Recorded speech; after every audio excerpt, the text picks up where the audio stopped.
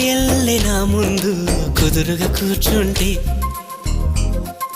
పుత్తడి బొమ్మగా నిన్ను దిద్ది దిష్టే తీయనా పిల్లాడల్లే అల్లరిగా పరుగులు తీస్తుంటే కళ్ళను మూసి నలుగెట్టి లాలలు పోయనా నువ్వు నడిచి అలసిపోతుంటే అరచేతుల నిన్ను మోసేను నువ్వు కథలు చెప్పమని అంటే మన కథనే వినిపిస్తాను ఏ చింత లేదంటూ నీ చింతనుంటే ఏ భాగ్యం కావాలి నాకింతకంటే ఈ దొరసాని నాలివేణి ఇక లోకంలో ఏదైనా పోతే పోనీ ఏం చేసావు నా ప్రాణం